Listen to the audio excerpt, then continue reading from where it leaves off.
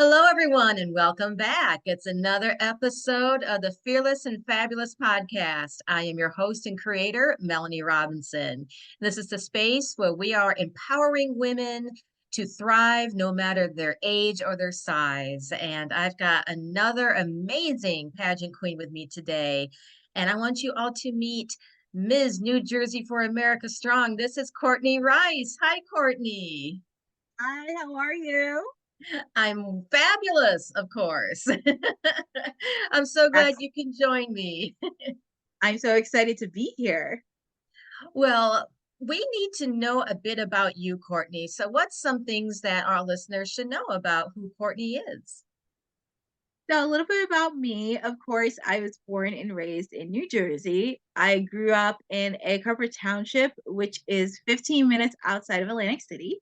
Okay. And a lot of people don't know this, but I started my college career as a community college graduate. I went to community college and received my associate's degree. And that's something I take very seriously because in the past there has been people that have stigmatized community college.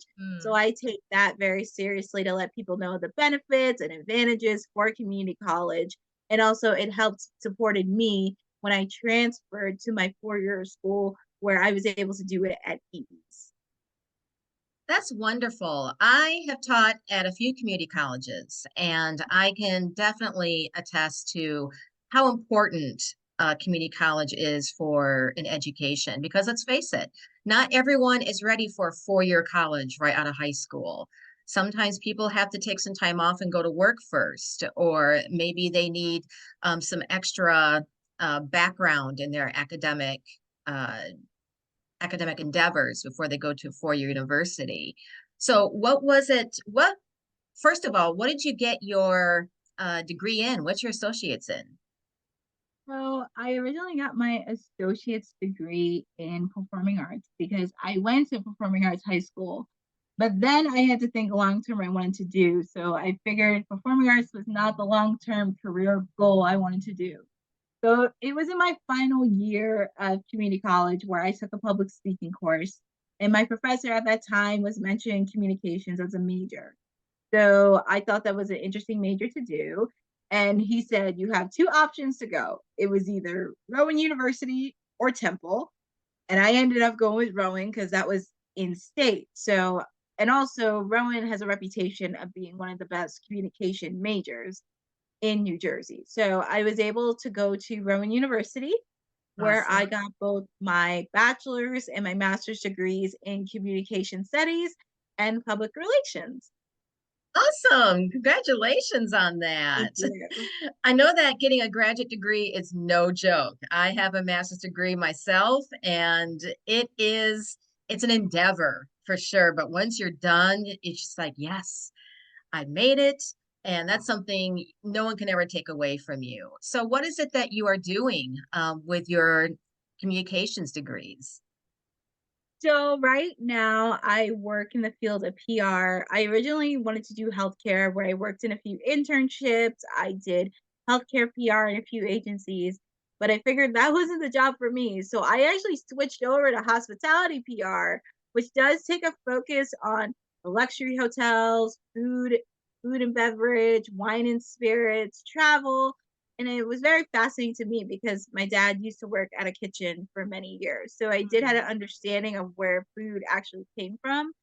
So I ended up working at an agency called Wagstaff, where it had locations in New York, Los Angeles, Chicago, San Francisco, and a satellite office in Vancouver, where I worked with many different clients ranging from chefs, restaurants, wine and spirits, travel destinations.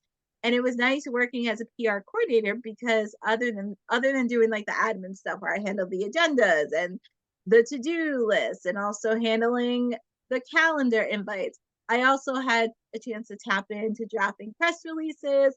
I shared media invites with some of top tier media outlets, clientele. I had the chance to staff a few of our events for one of our marquee clients and had a chance to secure placements in the regional and sometimes national level, such as liquor.com, Hmm. Forbes, Essence, And that was really, truly a rewarding experience and grateful for the opportunity. Wow, it sounds like you just kind of became Ms. Worldwide in the world of PR. That's amazing. Yeah.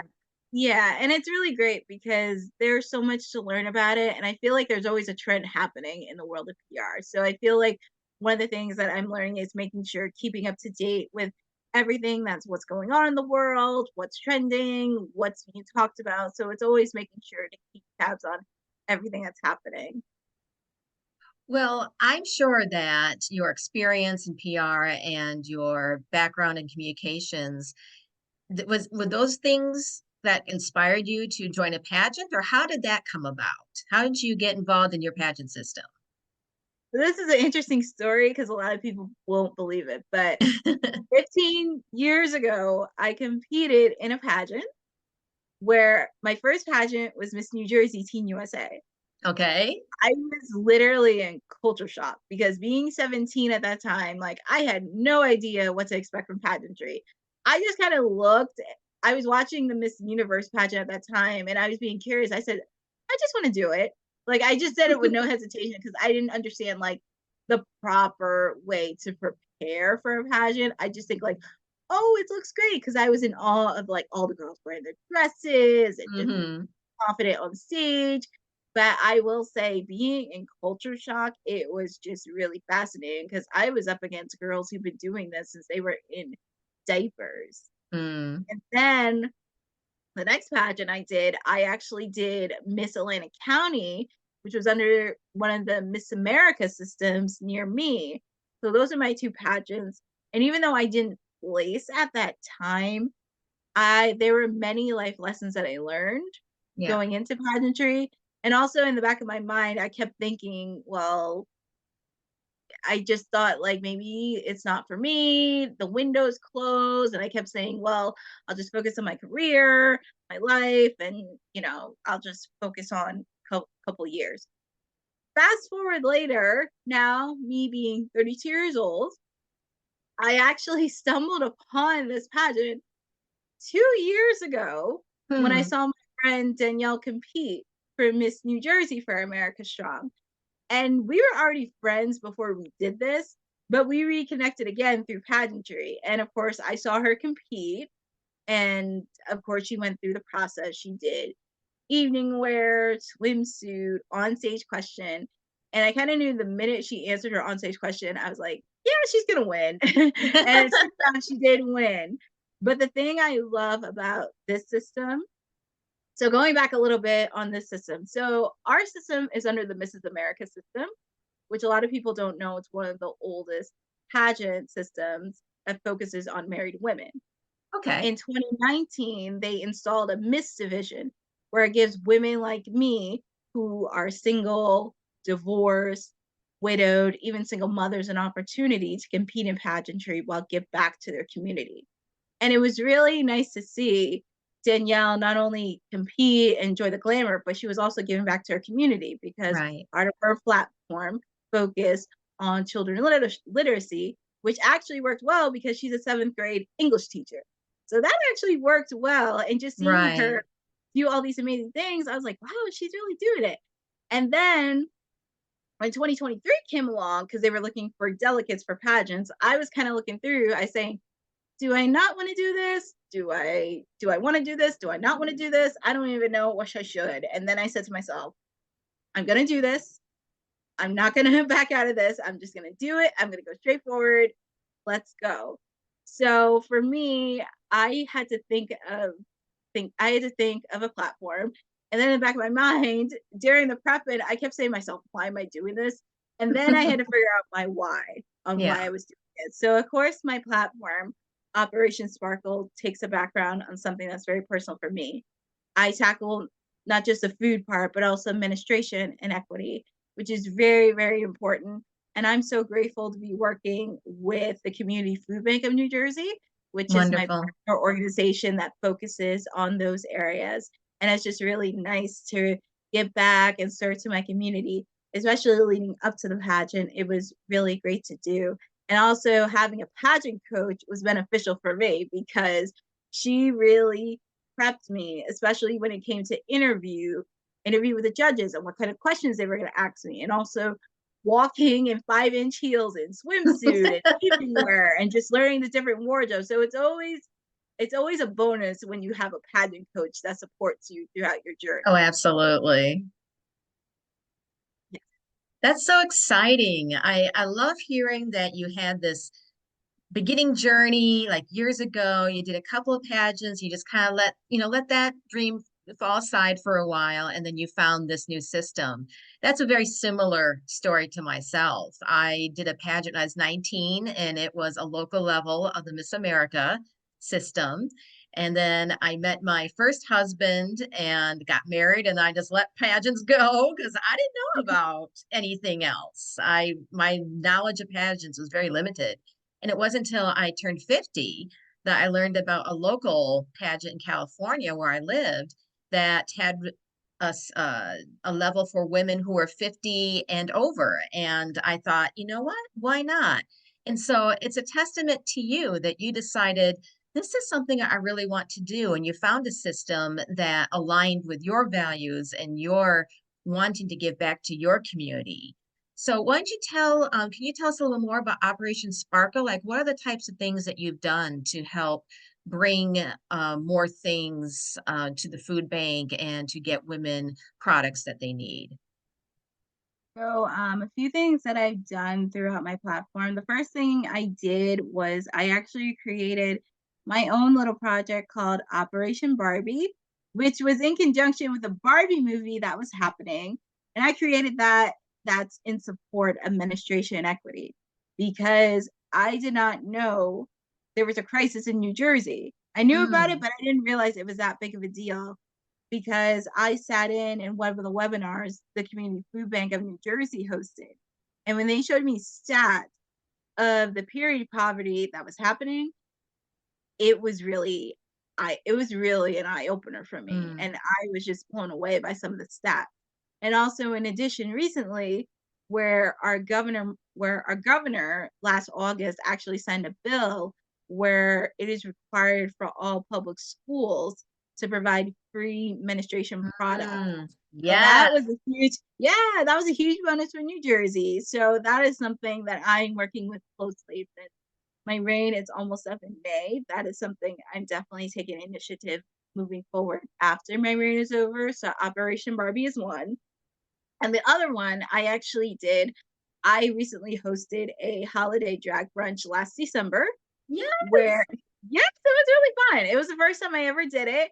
And it was a really fun event. And all the proceeds from that event went towards the Community Food Bank of New Jersey, where we raised a little Awesome. bit over $1,000. Yes. Well done. And you know, when you're talking about the inequity in menstruation, I think that's something that many people are not aware of. It is pretty stunning how many women go without having the resources and the products that they need every single month. And the fact that New Jersey, the governor there decided we need to have these things available for girls in our public schools because as I'm sure you have learned, a lot of these girls, they don't have access to these because let's face it, some of these materials are pretty expensive, especially if you had to buy them every single month and everyone's flow is different. Some last more than 5 days. Is there is there anything else that, while you've been putting this initiative together, like what are some statistics that you may have learned? I would probably say one that kind of stood out was 1 in 4 of women actually miss a day, whether it be work or school, because of the lack of period products.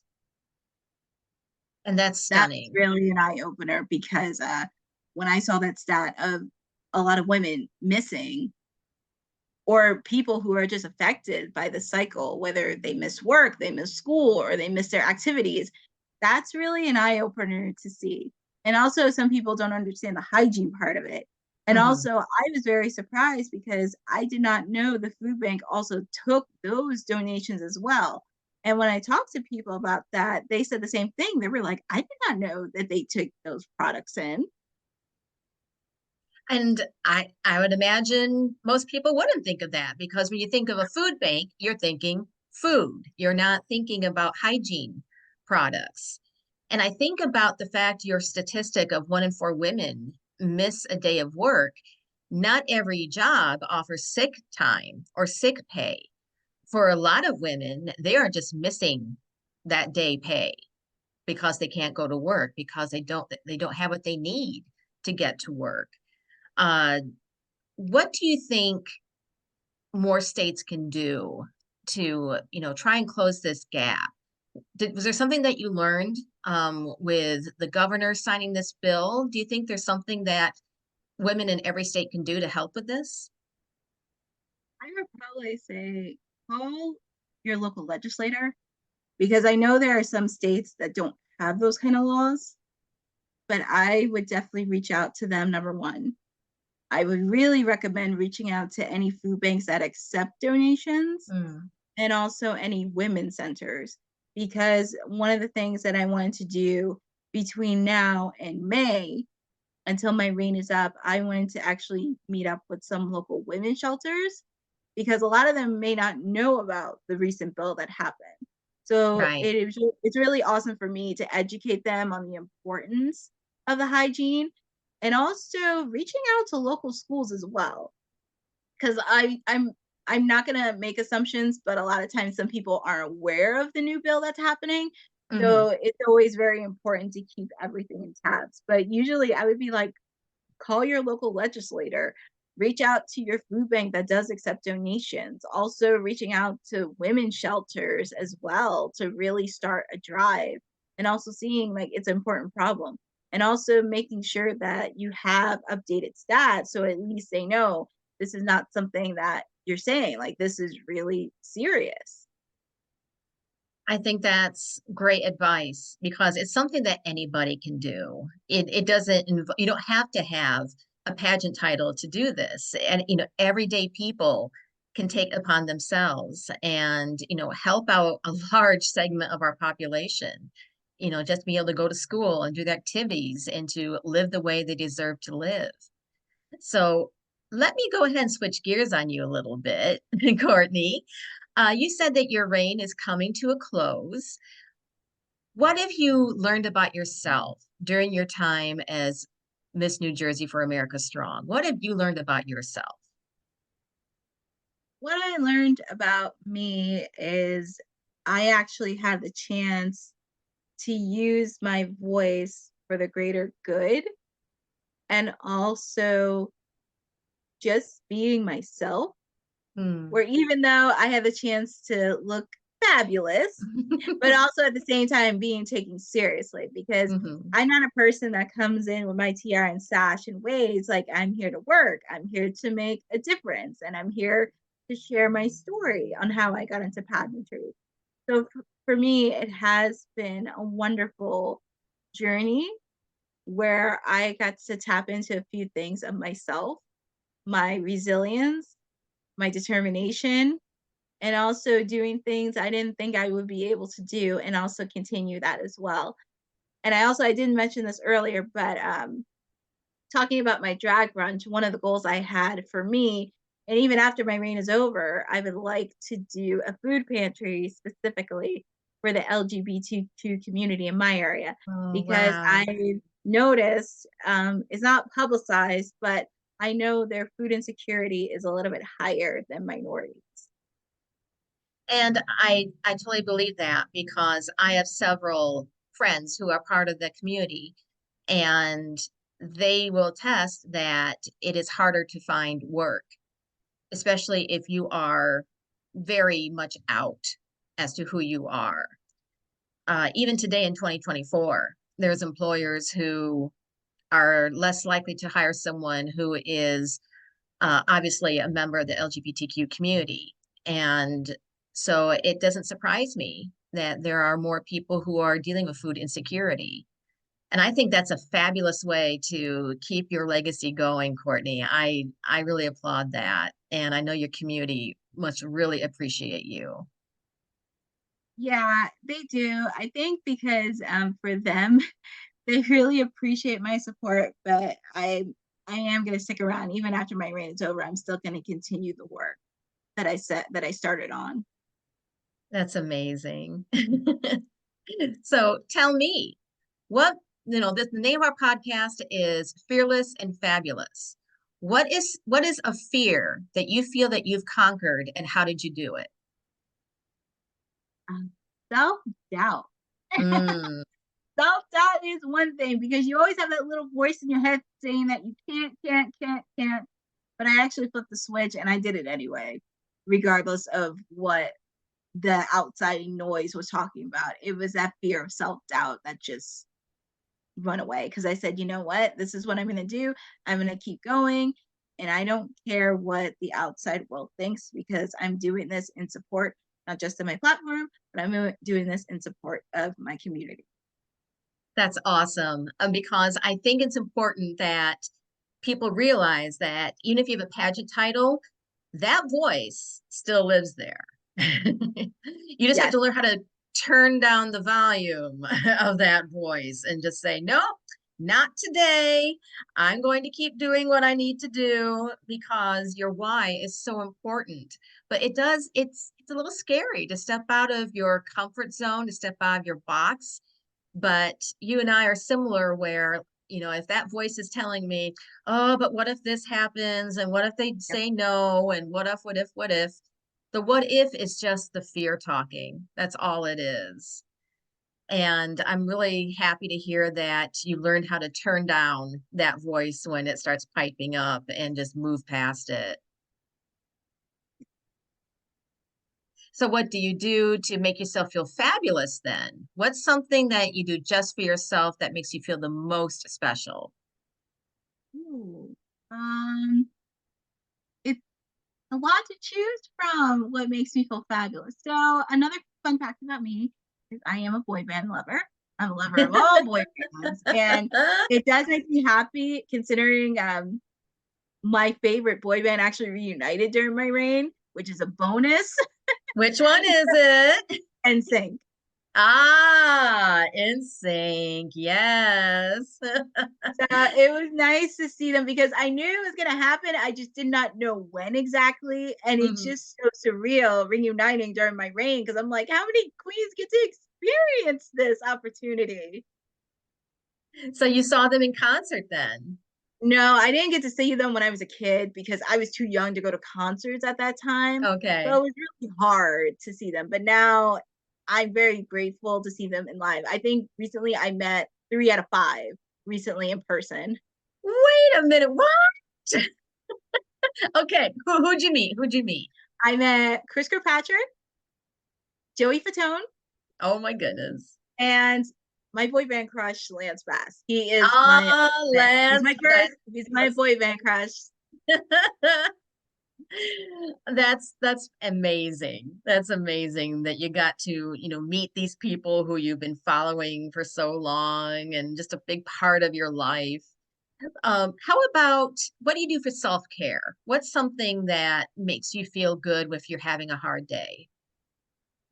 For me, I always love not just binge watch on TV, but also I like to eat ice cream. Ice cream always makes you feel better Yes, I because agree. for me, I would like to indulge in any flavor ice cream possible. And also, I do like to binge watch on TV. Um, Outside of Food Network, I actually started rewatching The Simpsons again since I have Disney Plus, and I was Okay. just like, wow. So I do love watching The Simpsons every now and then. And also for me, another fact about me is I also watch professional wrestling too, so that's also an added bonus. Stop it. Oh my God, girl, I'm also a big wrestling fan too. So, and I'm also excited because WrestleMania 40 is coming to Philadelphia. Philadelphia, yes. Oh my goodness.